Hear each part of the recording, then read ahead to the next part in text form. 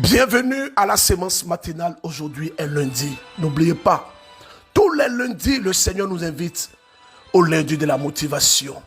Au nom du Père et du Fils et du Saint-Esprit. Amen. Aujourd'hui, nous sommes le lundi 10 juin et vous êtes à la sémence matinale. Le Seigneur me met en cœur de continuer le message sur la vérité sur les hésitations.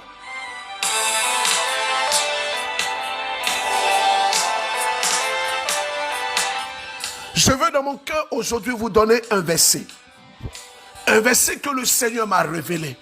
Un verset qui va nous aider. Un verset qui nous parle. Un verset qui nous oriente dans la thématique que Dieu veut. En ce qui concerne ce message, frères et sœurs, les hésitations.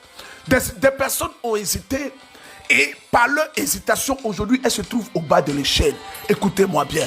Quelqu'un disait, celui qui ne prend pas un risque ne verra pas la main de Dieu.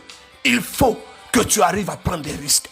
Il faut que tu sois audacieux sur le chemin de ta destinée, sur la route qui mène à ton bonheur. Écoutons ce texte. On y va.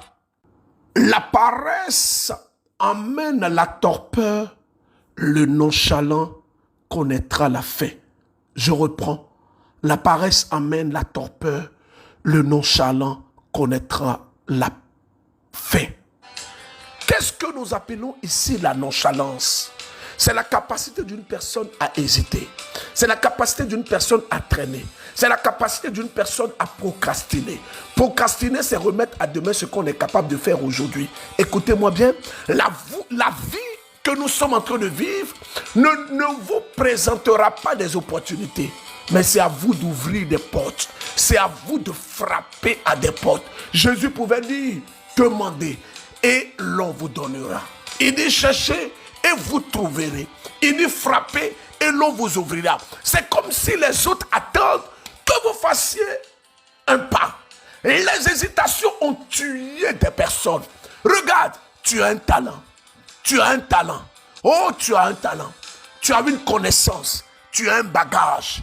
Il y a une de mes filles qui me disait, berger, mon mari, lorsqu'il a écouté la semence du lundi, il dit, ce berger, on dirait qu'il me connaît. On dirait qu'il me connaît. J'ai hésité. J'hésite dans ma vie. Et aujourd'hui, je suis au point où je suis. J'étais à Dakar. Et il y avait une soeur qui est venue me voir.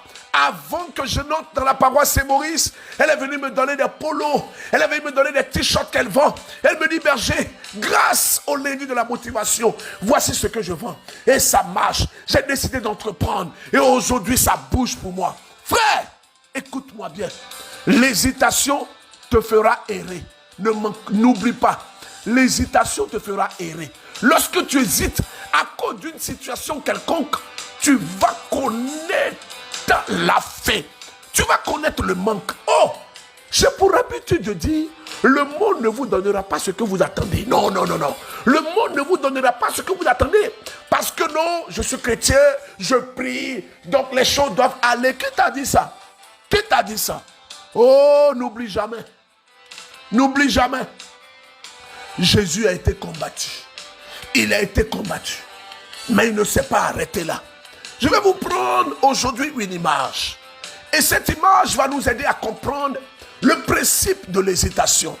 Permettez-moi de couper le son et de vous parler avec tout mon cœur. Lorsque tu hésites, lorsque dans ta vie, il y a ce que j'appelle l'hésitation. Et ici, je veux de tout que vous puissiez me comprendre. C'est pourquoi j'ai coupé le son. L'hésitation, c'est quoi? L'hésitation, c'est la capacité d'une personne à ne pas s'engager, mais à passer son temps à penser à si j'échoue, si ça ne marche pas, si ça ne fait pas ça, si ça ne fait pas ça. Oui, c'est bon, mais écoute-moi bien. Parfois, il faut s'engager. Écoute-moi très bien. Tu vas écrire aujourd'hui en statut. Vous savez, quand je vous dis d'écrire des choses, c'est prophétique. Tu vas écrire sémence matinale 2 points. Je me motive parce que Christ est mon rocher. Je me motive parce que Christ est mon rocher. Hein? Tu hésites. Tu hésites. Parce que tu comptes sur Dieu. Même si tu fais un mauvais choix, Dieu va ajuster les choses. Écoute-moi. Il va paramétrer les choses pour que tu ne connaisses pas la honte, pour que la honte ne soit pas ton partage. N'oublie jamais ce texte. Proverbe chapitre 19, verset 15. Le nonchalant connaîtra la fin. Celui qui traîne, il connaîtra la fin. Frère et sœur, n'attends pas quelqu'un pour venir te motiver. Tu es la seule personne.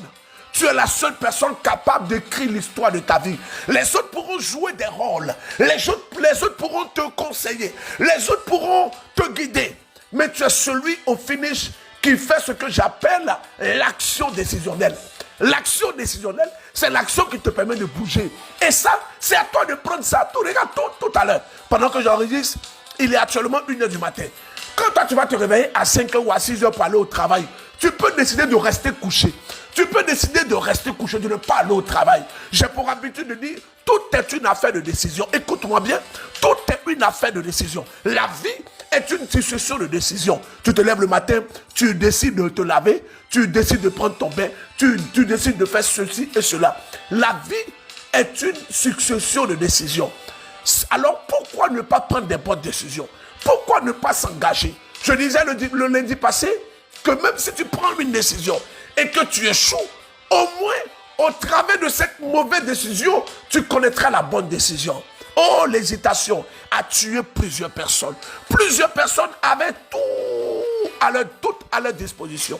Tout était là. Les planifications, les plans, tout était là. Mais ces personnes ont hésité. Regarde aujourd'hui, les personnes qui n'ont pas hésité, les personnes qui se sont engagées, les personnes qui ont décidé de payer le prix. Parce que refuser l'hésitation, c'est quelque part accepter de payer le prix. Refuser l'hésitation, c'est quelque part accepter de souffrir. Refuser l'hésitation, c'est quelque part accepter d'échouer. Comme le Christ est tombé 3 fois lorsqu'il partait à Golgotha.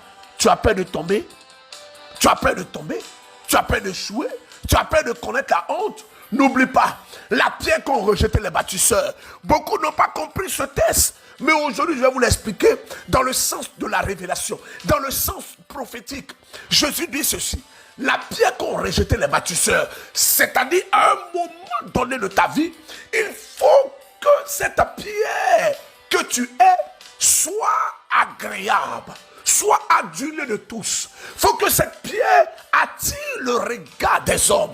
Et les hommes vont prendre cette pierre-là et elles vont essayer de poser cette pierre-là au centre. La pierre qu'ont rejeté les bâtisseurs. Le prime abord, les bâtisseurs ont pris cette pierre, ont taillé cette pierre, ont peaufiné cette pierre. C'est pourquoi j'aime la chanson de ce monsieur qui dit ceci, que les pierres précieuses ont besoin du feu pour briller. Les bâtisseurs ont peaufiné cette pierre.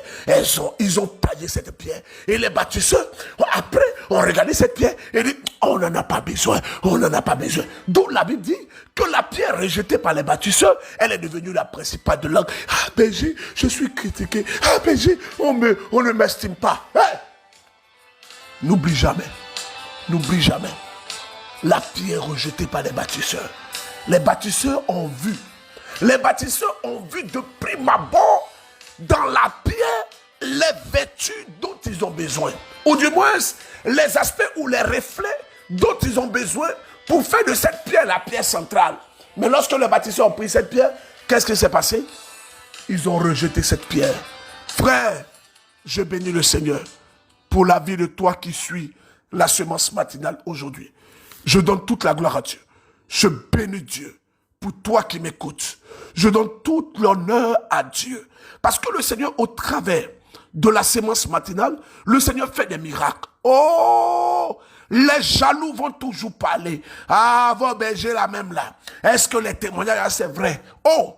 On n'a pas besoin que vous soyez des personnes qui vont venir attester. Non, non, non, non, non. Nous, on fait notre petit bonhomme de chemin. On prie les personnes qui sont touchées dans la vérité de Jésus. Elles témoignent de la main de Dieu. Voici une sœur qui témoigne de la guérison de l'épilepsie. Écoutons. Et après, je vais vous donner quelques éléments pour connaître que nous sommes dans ce que j'appelle les hésitations qui peuvent nous freiner dans la quête de notre destinée en Christ. Père Joël-Christ Berger, je suis une sœur togolaise. C'est pour témoigner de la grandeur de notre Seigneur Jésus-Christ. Et depuis que j'ai commencé par sur la semence matinale en janvier, Et j'ai été guérie de beaucoup de maux. À citer l'hémorroïde. Et ma vie a changé, complètement changé. J'ai eu un changement personnel au fait. Par exemple, pour écouter les musiques, actuellement, ce sont que les chansons de la chantrinaise. Ma vie religieuse a changé. Je fais l'effort pour aller à la messe tout le temps. Et je fais beaucoup d'efforts sur ma vie. J'évite le péché. Je me confesse. Je suis toujours en état de grâce pour la prière. Quand je rate la semence matinale. En fait, vous allez dire qu'une émission comme ça est démoniaque. Vous allez dire qu'une émission comme ça n'est pas inspirée. Et on a écouté un frère qui a jeté son fétiche. Voici une soeur qui s'efforce aujourd'hui à marcher comme Dieu veut. Laissez les gens parler. Nous, on avance et on suit le chemin de Yeshua. On suit les instructions du Seigneur. Écoutons cette soeur depuis Lomé. Alors, les personnes qui sont à Lomé, je vais vous annoncer une bonne nouvelle. Je serai à Lomé bientôt avec toute l'équipe, nous qui avons animé le concert. Nous allons venir pour vivre un temps avec vous, avec la chante, ces musiciens, les choristes, pour vivre un temps de prière Sainte Faustine avec vous. Reste pour Jonathan et Nicole et Yves. C'est vrai que je ne vous avais pas dit ça, mais je le reçois comme cela. Donc nous allons venir pour communier avec le peuple de Dieu au niveau du Togo. C'est l'occasion pour moi de saluer le premier pasteur de l'église catholique romaine au niveau du Togo. J'ai nommé Monseigneur Nicodème Bariga. Je salue le père Couteau en Marie-Antoine. Je salue le père Elias. Je salue mon grand frère, le père Pomada Robert. Je salue également mon assaut de tous les jours, le père Thomas. D'une journée très tôt, quand j'arrive au service, c'est comme il y a quelque chose qui manque dans ma journée, quoi. Il y a ma petite nièce qui a été guérie par la prière inspirée de l'épilepsie. C'est une nouveau-née, elle faisait des crises. La façon dont la maman a décrit les crises, c'était presque l'épilepsie. Donc je lui ai envoyé la prière inspirée de prier pour la petite fille. Et elle a été guérie. Et en retour, moi-même, j'ai fait la prière inspirée pour elle. Et après, j'ai rappelé pour les crises. Dès lors, jusqu'à présent, elle ne fait plus de crise.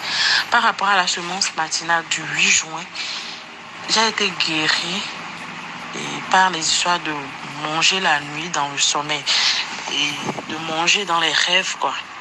C'est une habitude pour moi. Je mange dans les rêves, les maris de nuit et tout. Quand vous citez, au début de la prière, quand vous étiez en train de citer les choses, je dis, tout ça là, le berger est en train de citer mes problèmes. Donc, en faisant la prière, j'avais mis une main sur la tête, puisque vous avez demandé que si c'est mari de nuit, mettez la main sur la tête. Si c'est manger la nuit, mettez la main sur le ventre. Je ne savais pas comment faire. J'ai déposé une main sur la tête et la deuxième main était sur mon ventre. Je priais et je faisais le tour de la deuxième main sur le ventre. Après la prière, je dois m'apprêter pour les services. Je me suis apprêtée. Après la douche, en m'apprêtant, j'ai avalé de travers ma salive. Puisque vous avez dit qu'il y aura des gens qui vont vomir. Bon, moi, j'avais même pas ça en tête. J'ai avalé ma salive de travers. Et ça m'a fait vomir, berger. J'ai vomi, j'ai tellement vomi. Je dis, ouais, Seigneur, tu es merveilleux. J'ai vomi. Et après la semence matinale, même en m'apprêtant, d'habitude, je mets la chanson de la chantre en douce. Jusqu'à je m'apprête, je quitte la maison. C'est ma routine. Donc, au moment où je vomissais, tout ça là, il y avait la musique de la chantre qui passait en boucle. J'ai vomi, j'ai tellement vomi. Nous ne pouvons que rendre grâce à Dieu. Nous ne pouvons que dire merci à Dieu.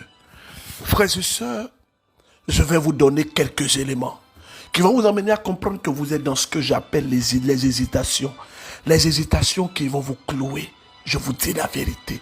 Sortez de ces hésitations.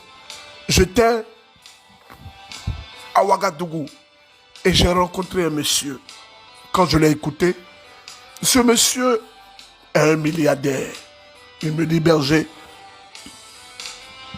j'ai compris beaucoup de choses en suivant la sémence matinale. Moi, la semence matinale me fait du bien. Et lorsque vous parlez les lundis, ça me booste, ça me propulse. J'ai compris avec vous que je peux atteindre les niveaux inattendus, inespérés. Mon chiffre d'affaires a doublé, voire triplé. Et je suis reconnaissant Dieu pour vous. Frères et sœurs, permettez-moi de vous donner 4 attitudes qui démontrent clairement que vous êtes dans l'hésitation.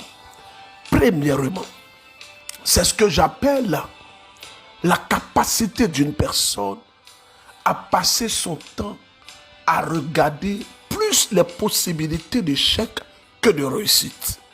Lorsque dans ta vie, tu passes ton temps à te pencher plus aux possibilités que pour que tu échoues, que les possibilités de réussite, tu es tenu par le pouvoir de l'hésitation. Parce que l'hésitation est quelque part démoniaque. J'explique.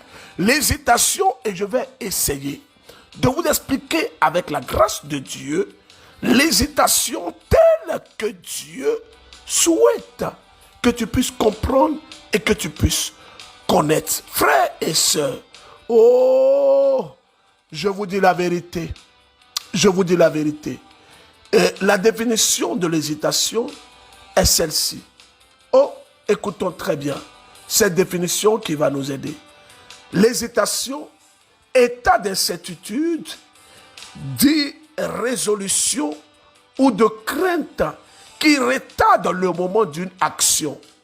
Je reprends, état d'incertitude, d'irrésolution. Irrésolution veut dire le fait que tu ne prends pas la décision. Tu ne prends pas une résolution. Tu ne décides pas.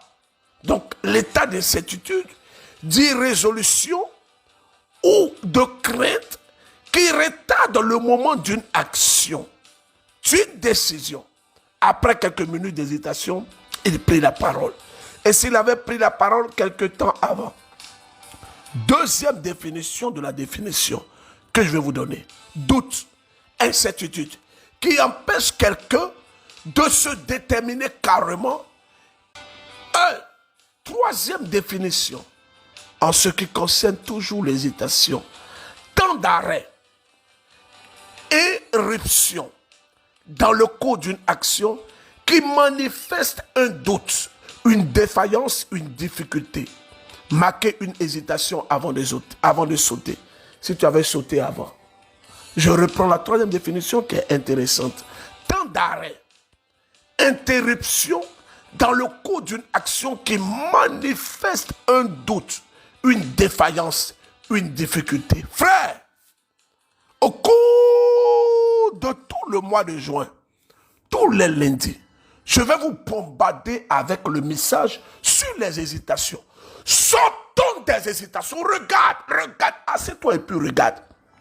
Si tu avais pris des risques, si tu avais pris des décisions peut-être en 2000, en 2001, en 1998, en 1999, si tu avais pris des décisions en 2002, si tu t'étais engagé, mais regarde où tu allais être aujourd'hui. Regarde où tu allais être aujourd'hui. Il y a des gens qui n'ont même pas les connaissances que toi, mais ces personnes-là ont compris le principe de l'action. Quelqu'un disait que la pensée crée en nous,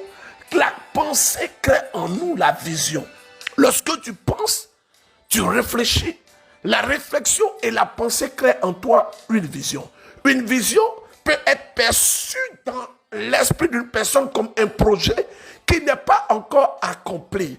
Or, un projet inaccompli peut venir dans l'esprit d'une personne comme étant une prophétie. Une prophétie, c'est un fait qui attend son accomplissement. Autrement dit, par ta réflexion, par ton intelligence, tu peux toi-même réveiller une prophétie divine qui était cachée en toi. C'est-à-dire que pendant que tu penses et tu réfléchis, tu actives dans ton psychique ou dans ton esprit, puisque tu as l'esprit de Dieu en toi. L'esprit de Dieu en toi, au temps de cette réflexion, va réveiller en toi une prophétie de Dieu qui était peut-être endormie. Et cette prophétie va venir en toi comme étant un projet. Ce projet va venir dans ton esprit comme étant un fait que tu dois réaliser ou quelque chose que tu dois faire. Et cette chose que tu dois faire, maintenant va répondre au principe que je vais t'énoncer. Le principe de la pensée qui crée quoi? La vision. Le principe de la vision qui, lorsqu'elle doit connaître sa naissance, elle a obligatoirement besoin de l'action. L'action, c'est quoi? C'est la capacité de décider et de passer à l'action. L'action ici, pour ceux qui se rappellent un peu, quand on était en 3e ou en 4e, on nous a appris dans la physique le principe du mouvement et de la rotation.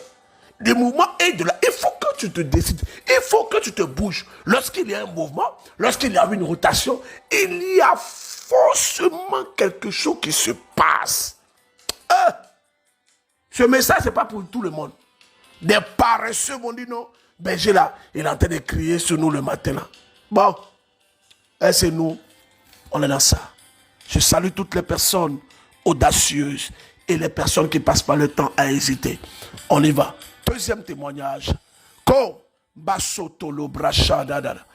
Regardez, le Seigneur notre Dieu, il veut toucher des personnes. Il veut les toucher. Il veut toucher ces personnes dans leur intimité. Oh, je vous dis la vérité. Le Seigneur veut toucher ces personnes et il veut restaurer ces personnes dans la totalité de leur vie. Il veut vraiment les toucher. Mais pendant que tu es là, tu hésites. N'hésite pas. On s'en va au Togo. Shalom, shalom, berger Élisée Doussa. Merci beaucoup pour tout ce que vous faites pour nous. Je suis une sœur du Togo et je viens ce matin rendre mon témoignage à Dieu, car tout ce qu'il a fait dans ma vie et dans la vie de ma famille est tellement énorme.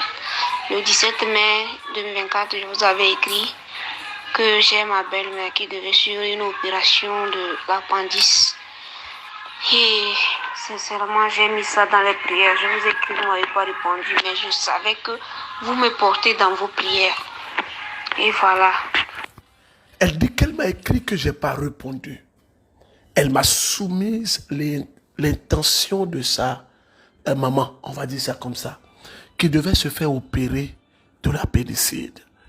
Et croyez-moi, aujourd'hui comme ça, je dormais, je me suis réveillé autour de 18h moins et j'ai répondu au message jusqu'à pratiquement 21h. Quand je dis que j'ai répondu, j'ai lu les messages. J'ai répondu à une dizaine de messages, mais j'ai lu les messages et je porte ça dans mon cœur pendant que je suis en train de faire cette semence matinale. Et chaque fois que je prie, écoutons la suite de son témoignage. Et sincèrement, j'ai mis ça dans les prières. Je vous écris, vous ne m'avez pas répondu, mais je savais que vous me portez dans vos prières. Et voilà, 17, 18, 19, elle a fait 3 jours, 4e jour où elle devait suivre l'opération. On refait encore l'analyse et on ne voit rien. Vraiment, notre Dieu est miséricorde. Dieu est un Dieu de victoire. Sincèrement. Que son nom soit loué éternellement. Que son nom soit loué éternellement. Tout ce qu'il ne cesse de faire dans notre vie. Vraiment, il est à louer éternellement. Il est merveilleux, notre Dieu. Regardez cette sœur. Et je vais vous dire, Jésus dit ceci. Il dit, il y a une femme qui poursuivait un juge. Le juge devait rendre justice à cette femme. Qu'est-ce qui s'est passé? Chaque fois qu'elle venait voir le juge repoussait cette dame. Il la chassait. Il dit, ah, va là-bas, va là-bas.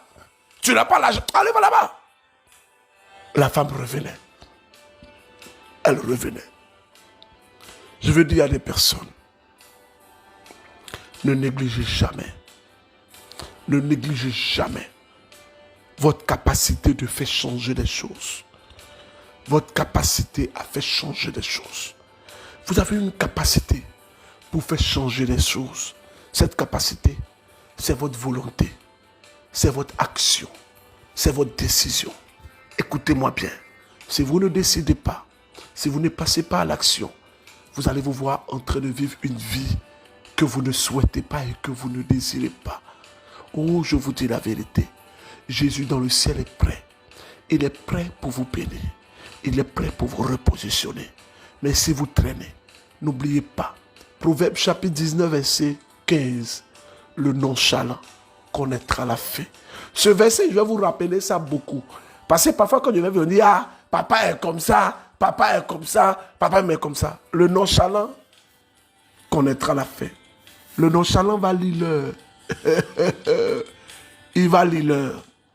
Quelqu'un se demande, mais il a dit qu'il allait donner plusieurs points, mais depuis là, c'est un seul point qu'il a donné. Ne vous en faites pas. Alors, on va au Togo. Ah, aujourd'hui, on va beaucoup au Togo. Hein. On écoute. Bonjour, Élisée Doussa. Je suis un frère togolais qui devait passer ce témoignage. Normalement, c'est madame qui devait le passer. Parce qu'à travers Semence Matinale, elle m'a sauvé d'une situation très compliquée. Au début, elle m'a envoyé des messages, mais je ne les lisais même pas. Parce que j'étais confronté à une situation de pauvreté et de problèmes et que j'avais décidé carrément de faire des rituels, autrement dit de devenir un sectaire. Et j'ai quitté ma femme, je l'ai carrément abandonnée, je suis parti. Mais chaque temps, quand elle m'appelait, qu'est-ce qu'elle me disait? Que je peux tout faire, je peux aller n'importe où que je veux. Que rien ne va marcher. Que si cela marchait, donc elle ou elle ne servait jamais le Dieu de Semence Matinale. Et c'est ce qui fait. Après un temps, quand elle m'envoie des messages, je ne les écoutais même pas, je supprimais. Parce que j'étais déjà là-bas. Mais heureusement pour moi, quand le ritualiste avait commencé, il a tout fait. Vers la fin maintenant, pour que tout s'accomplisse. Et que moi aussi je devienne riche. Une nuit, j'ai fait un rêve. Et puis qu'est-ce que je voyais? Je me voyais dans la boue. Mais c'était un dépourteur. Mais c'était dans la boue aussi que j'étais en train de faire sortir des choses pour vendre de l'or et quoi là. Mais de l'autre côté, je voyais madame. Elle était dans une maison propre. Et elle me disait de laisser et de revenir. Que ce que je fais là, c'est pas bon. Que c'est pas la bonne voie. Que je suis dans la perdition. Donc quand je me suis réveillé, du coup, je me suis posé beaucoup de questions. Mais je n'avais rien dit. Mais vers la fin maintenant, qu'est-ce que le ritualisme me disait? Qu'il y a une force qui contrarie ce que je vais faire. Qu'est-ce que lui peut me jurer qu'il y a une puissance là, que normalement, selon ces rituels, il devait prendre mon âme et travailler avec ça avant que tout ne soit compliqué. Mais une fois qu'il veut toucher mon âme là, que même le courant électrique ne frappe pas, que franchement, si lui, il osait continuer là, lui, c'est possible que lui-même, il meure, que c'est impossible. Et c'est de là que je me suis dit que, Je vais reprendre un peu en arrière le message de ce frère. Et je vais vous demander de réécouter avec beaucoup d'attention. Il y a quelque chose que ce frère dit qui est puissant. Écoutons. Vous voyez, madame, elle était dans une maison propre et elle me disait de laisser et de revenir.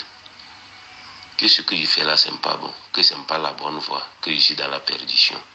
Donc quand je me suis réveillé, du coup, je me suis posé beaucoup de questions. Mais je n'avais rien dit. Mais vers la fin maintenant, qu'est-ce que le ritualisme me disait? Qu'il y a une force qui contrarie ce que je vais faire. Qu'est-ce que lui peut me jurer qu'il y a une puissance là, que normalement, selon ces rituels, il devait prendre mon âme et travailler avec ça avant que tout ne soit compliqué. Mais une fois qu'il veut toucher mon âme là, que même le courant électrique ne frappe pas, que franchement, si lui, il osait continuer là, lui, c'est possible que lui-même, il meure, que c'est impossible. Et c'est de là que je me suis dit que, Et la même soirée là, madame m'a appelé. Elle m'a dit que de revenir, peu importe ce qui se passe, qu'elle m'a pardonné. Et berger, depuis ce jour que je suis revenu et j'ai commencé par écouter Semence Matinale, moi j'ai senti que vraiment il y a Dieu dedans. Et si aujourd'hui je ne suis pas devenu un sectaire, c'est grâce à Semence Matinale. C'est pour ça que je suis venu pour témoigner. Je sais que Dieu a commencé et il fera beaucoup de choses dans ma vie. Et je reviendrai encore témoigner. Que Dieu bénisse à jamais cette femme. Regardez ce qu'elle dit à son mari lorsqu'elle a appelé son mari. Elle dit, mon époux, peu importe là où tu te trouves, peu importe ce que tu as fait, je ne sais pas ce que tu as fait, mais reviens, je te pardonne. Reviens, je te...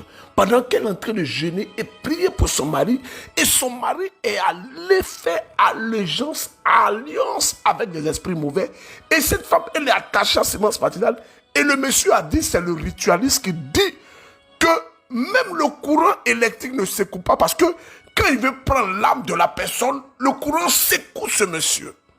Frères et sœurs, en aucun cas, nous ne voulons nous glorifier pas pour ce que Dieu fait au travers de notre vie.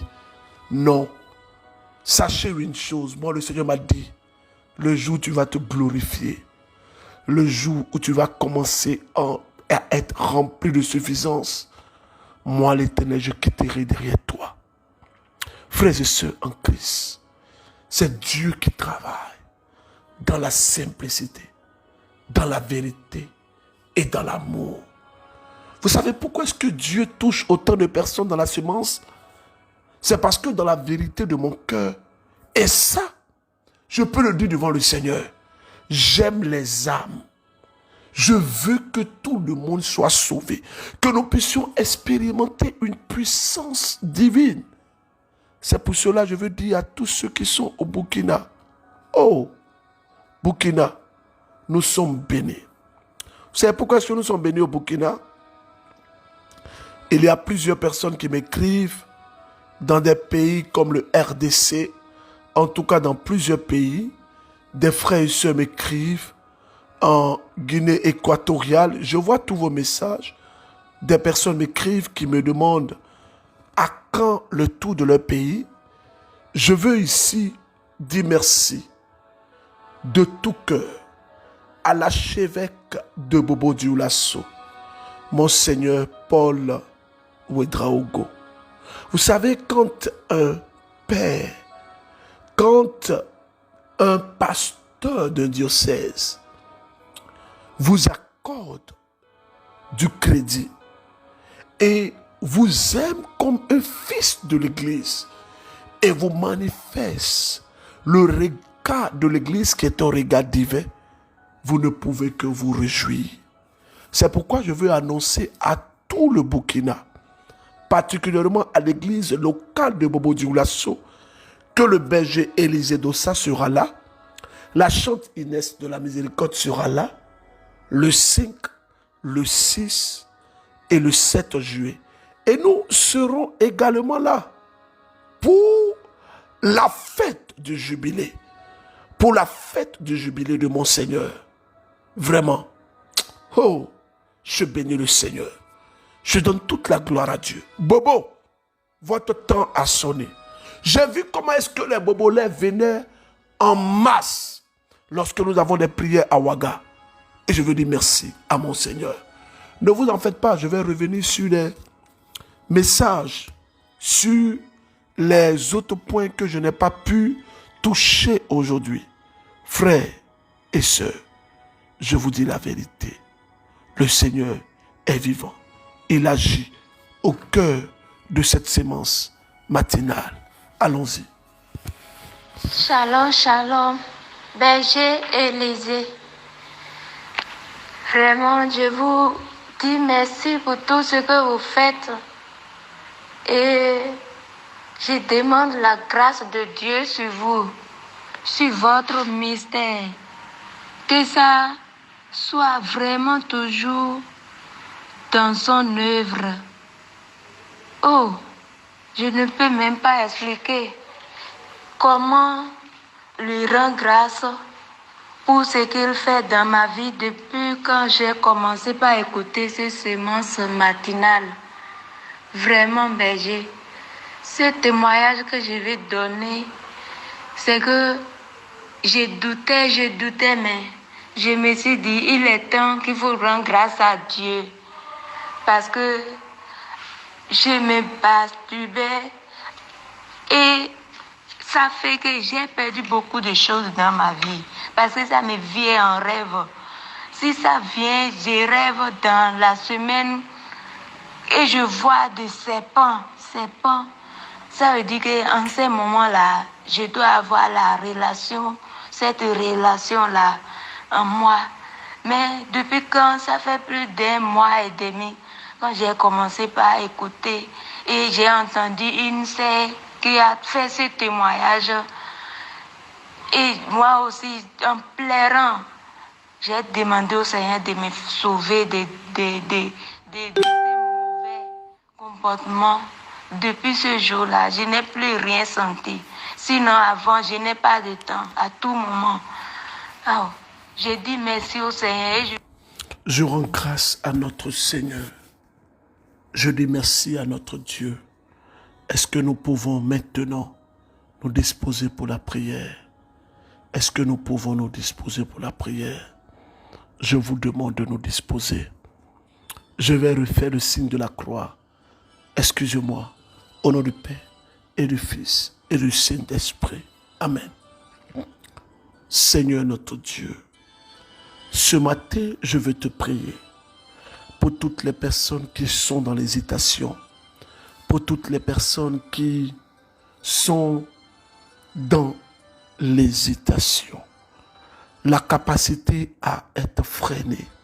Ces personnes qui ne sont pas capables de prendre des décisions, de prendre des risques. Ces personnes qui ont des projets, mais ces projets n'ont jamais vu leur réalisation parce que ces personnes, elles hésitent. Oh Seigneur notre Dieu, ce matin, je te supplie, répands ta grâce. Répands ta grâce dans la vie de ces personnes. Touche-les. Je parle à une personne qui me suit. Cette personne est au Bénin. Vous avez étudié l'agro. Ce que je vois, c'est l'agro. Agro. Je ne sais pas si c'est agro quoi, mais vous avez étudié dans le domaine forestier. Et vous êtes aujourd'hui en train de vivre une situation des plus humiliantes. Dieu est en train de vous toucher. Je vois dans mon esprit une personne qui me suit depuis la Côte d'Ivoire. Excusez-moi. Je vais m'arrêter aujourd'hui pour dire à tous ceux qui sont en Côte d'Ivoire. Le dimanche prochain, je serai à l'espace Sainte-Faustine de la Côte d'Ivoire. Et je vous invite dès maintenant parce que on va arrêter les inscriptions très rapidement. Donc tous ceux qui veulent venir pour la prière du dimanche prochain, inscrivez-vous auprès de Madeleine Aka au numéro 07 48 58 91 51. Nous allons prendre nos dispositions, même s'il pleut. Nous allons prendre nos dispositions pour que la prière se passe en de très bonnes conditions. Nous allons prendre les dispositions pour que vous ne soyez pas mouillés. En tout cas, sur place. Nous allons mettre autant de bâches que possible. Donc, prenez vos dispositions. Le cas pour le transport retour est gratuit, mais vous devez obligatoirement vous inscrire au numéro que je donne maintenant, 07 48 58 91 51. Vous aurez la possibilité de prendre les livres sur les rêves et les songes et vous les faire dédicacer. C'est l'occasion pour moi de dire à toutes les personnes qui nous suivent depuis le Sénégal, qui n'ont pas encore pris le ticket. Bon, je ne sais plus ce que je vais vous dire, mais ce que je sais, c'est que vous risquez de regretter. Les tickets de 5 000 sont quasiment épuisés. Il n'y a plus de tickets de 5 000. Les tickets de 5 000 sont épuisés. Or, les tickets de 5 000, on a fait ça en milliers. Les tickets de 5 000 sont épuisés. Il reste les tickets de 10 000, de 15 000 et de 20 000. Dépêchez-vous. Vous savez, lorsqu'on parle de la transformation divine, c'est une transformation divine. Prions le Seigneur. Seigneur notre Dieu, je te supplie, Adonai, ô Père, touche toutes ces personnes qui espèrent en toi, ces personnes qui attendent de voir ta gloire dans leur vie, toutes ces personnes à l'écoute, que toute œuvre d'hésitation sort, esprit de peur, sort, esprit d'échec, sort, esprit de procrastination, sort au nom de Jésus-Christ. Que Dieu notre Père vous bénisse. Au nom du Père et du Fils et du Saint-Esprit. Question d'hier, il y a vu que beaucoup ont fait des erreurs, beaucoup n'ont pas trouvé. Première question, le premier homme qui a été enlevé dans la Bible, c'est Enoch. Le deuxième homme, c'est Élie. Donnez-moi le nom du plus grand prophète de la Bible.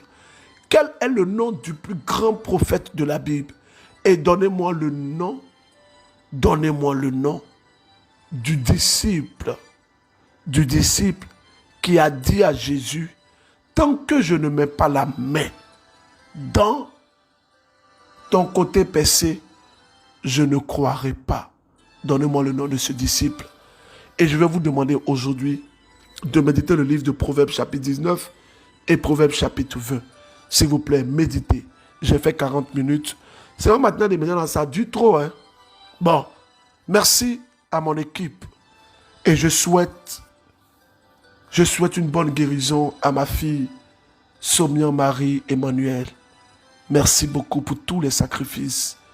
Je veux ici saluer Madame Emo, Catherine. Je veux saluer Sylvana. Je veux lui dire merci.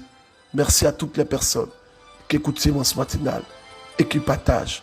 Aujourd'hui, partagez. Faites tourner. Je vous avais promis que nous aurons dans ce mois une neuvaine. Oui, restez à l'écoute. On va commencer la neuvaine la semaine qui vient. On va commencer la neuvaine. La semaine qui vient, nous aurons notre neuvaine. Ne vous en faites pas. On peut commencer dans cette semaine comme dans la semaine prochaine. Je dis merci à tous les prêtres qui nous encouragent, les prêtres qui nous aiment, qui nous portent, les prêtres qui célèbrent l'Eucharistie toujours pour le MCM, pour la sémence matinale. Que Dieu vous bénisse. Au nom du Père et du Fils et du Saint-Esprit. Amen. Bonne journée. Allez récupérer tout ce que l'ennemi vous a pris. Hey! J'aime trop cette mélodie. Écoutons en quelques minutes. Show! Hey! Merci à mon fils Eli, le pianiste du MCR.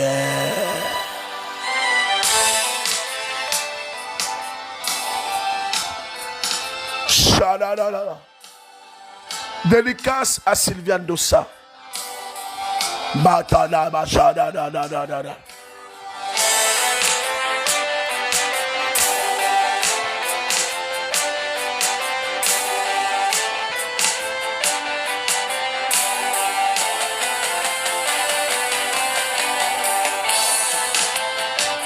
Bon, je vous souhaite une très bonne semaine. Priez pour moi, je vous en supplie. Au revoir.